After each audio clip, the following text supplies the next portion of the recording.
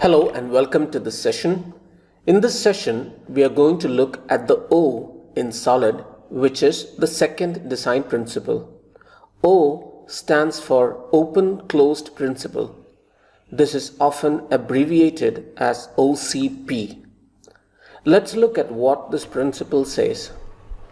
It goes like this: software components should be closed for modification but open for extension.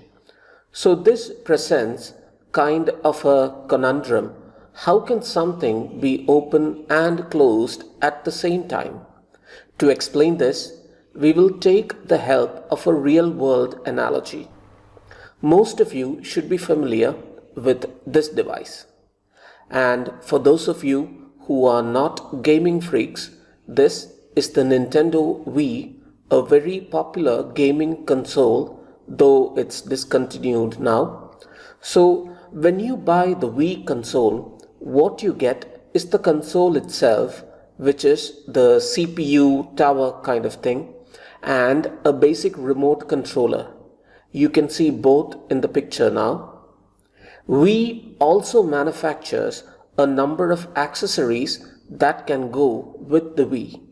For instance, there's Wii Zapper, which is a good accessory for playing FPS or first-person shooter games in Wii. Setting this up is pretty simple. You just place the basic remote controller into a cradle inside the Zapper and you are all set. So the Zapper has now added a really useful feature to the Wii. Another accessory is the Wii steering wheel, which is a really good accessory to have if you are into racing games. The steering wheel is also set up in the same way. You just put the remote controller into the cradle and you are all set. Now think about this. In order to add the Zapper feature and the steering wheel feature, did we do any visible change to the CPU or the basic controller? No, nothing. It was just plug and play. Think about a situation where we would have wanted you to move a jumper on the console's motherboard if you wanted to add an accessory. That would have been so not cool, right? So when the Wii console came out of the factory, it came out as closed for modification.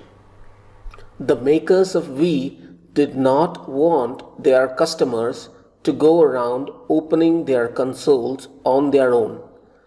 But still, they made it possible for customers to add accessories and thereby add extensions or new features to the Wii.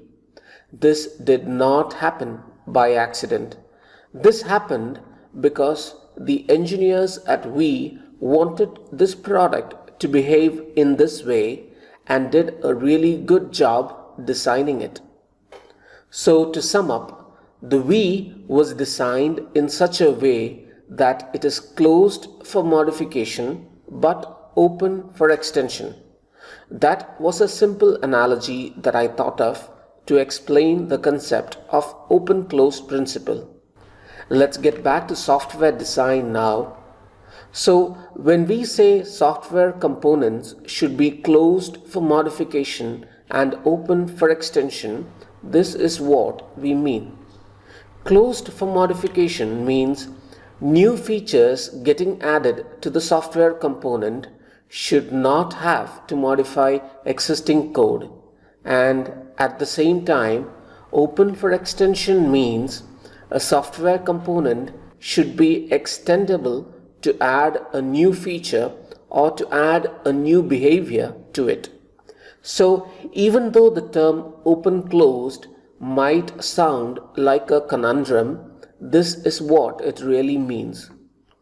That was a quick introduction to the open-closed principle. In the upcoming sessions, we will see examples and do a live coding session based on the open-closed principle. So that's it for this session. I'll see you in the next one.